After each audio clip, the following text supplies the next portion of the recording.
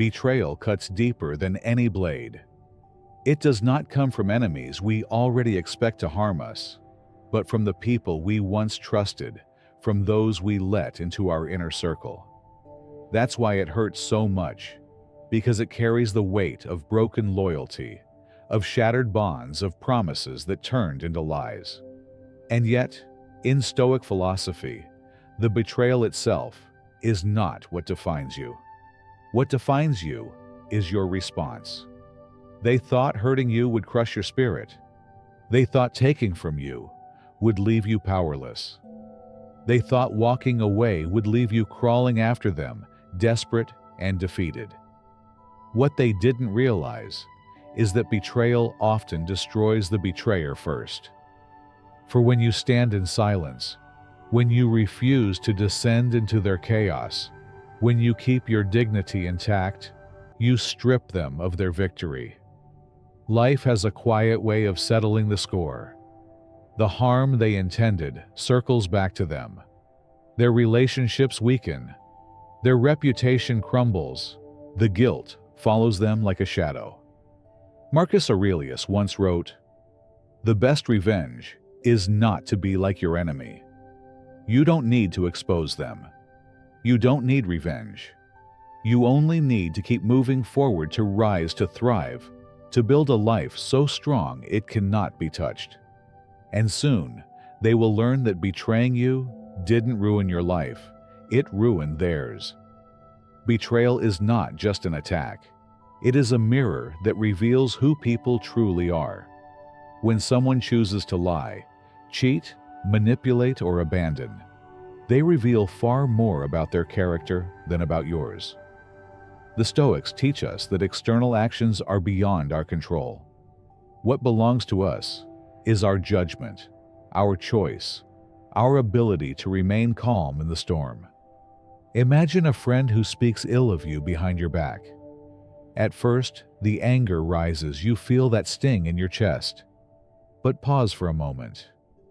Who are they really hurting? They may think their words will diminish you, but the only thing they diminish is their own credibility. Once others see the betrayal, trust is gone forever. In that sense, they injure themselves before they ever injure you. This is why Epictetus reminds us, when someone does you wrong, they do wrong to themselves. They corrupt their own character. To respond with fury only adds fuel to their fire. But to remain steady, to keep your composure, makes their betrayal echo louder against the silence. One of the greatest weapons against betrayal is silence. Not silence born of weakness, but silence born of strength. When you refuse to argue, to chase, to beg, you take away the very chaos the betrayer expected. They wanted to see you unravel. They wanted drama, confrontation, and tears.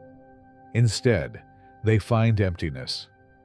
Think of a time when someone wronged you expecting retaliation. When none came, the discomfort was theirs to carry.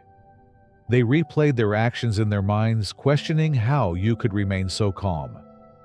They wondered what power you held that they lacked. Silence unsettles the guilty because it forces them to face themselves. The Stoics remind us, your peace is your power.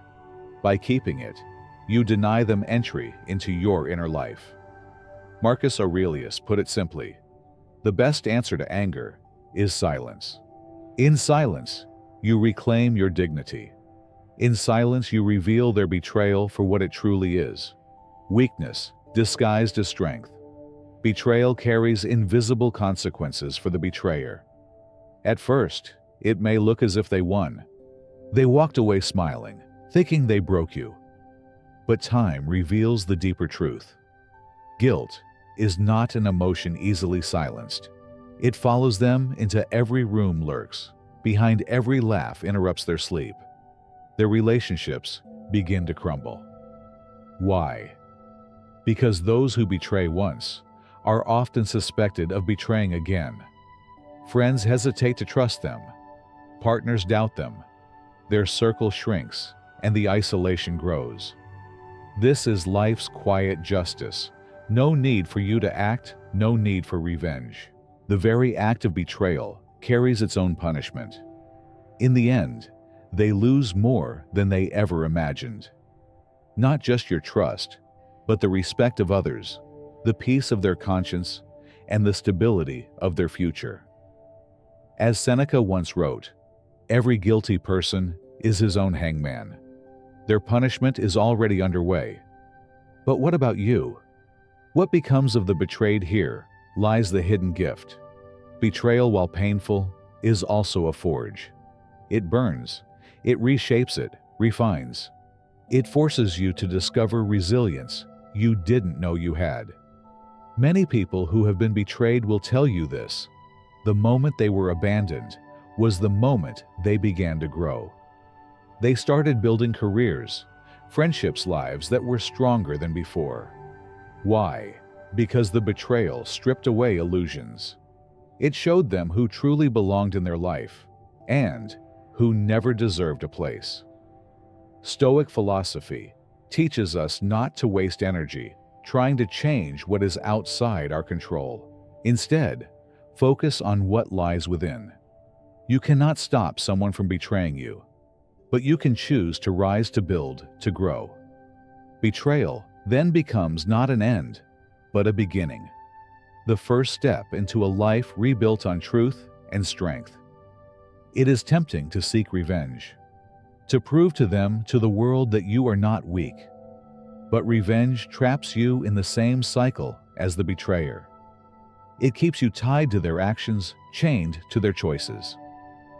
Marcus Aurelius warned, "The best revenge is not to be like your enemy." Think about that. If someone betrays with lies, and you respond with lies, what separates you from them? If they betray with cruelty, and you repay cruelty, you become the very thing you despise. Revenge may bring temporary satisfaction, but it leaves a stain on your soul. True victory lies not in their downfall, but in your rise. When you continue forward, unshaken, you show the world and yourself that their betrayal did not define you. That is the kind of revenge no one can take away. The revenge of indifference, of strength, of living well. Life has a way of returning balance. Call it karma, call it justice, call it divine order, but it is undeniable. Those who harm others rarely escape the consequences. Sometimes it takes months, sometimes years, but eventually the seeds of betrayal bear bitter fruit. Consider a colleague who undermines you at work. They might win a short-term advantage, but their lack of integrity will eventually surface. Bosses notice, colleagues whisper, opportunities vanish, while you, the one who remains steady, will keep climbing. The Stoics believed in a rational order to the universe, the logos. They trusted that injustice could never prevail forever. Your role is not to enforce the punishment, but to live with honor. The rest will unfold as it must. The greatest lesson betrayal offers is this: build a life so solid that no betrayal can break it. That means grounding yourself not in people's approval, but in your own values. Not in fragile connections, but in inner strength.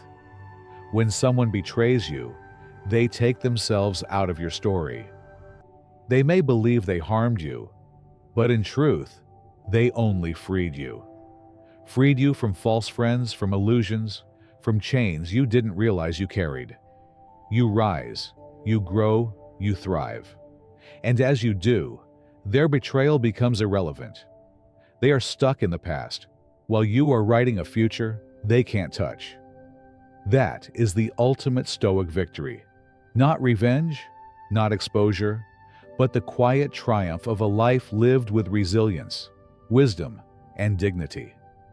Every betrayal you endure becomes proof of your strength. You didn't collapse. You didn't lose yourself. Instead, you became more disciplined, more focused, more grounded in Stoic wisdom. Marcus Aurelius, betrayed even by close friends in his court, never allowed bitterness to control him. He chose calm over chaos. He chose virtue over vengeance. And in doing so, he became remembered not as a victim of betrayal, but as one of the greatest leaders in history. Your story, too, can be one of quiet triumph. Every time you choose composure over rage, growth over revenge, you embody the timeless wisdom of the Stoics. Betrayal hurts. There is no denying that. It rips through trust. It leaves scars on the heart. But scars are not signs of weakness. They are signs of survival.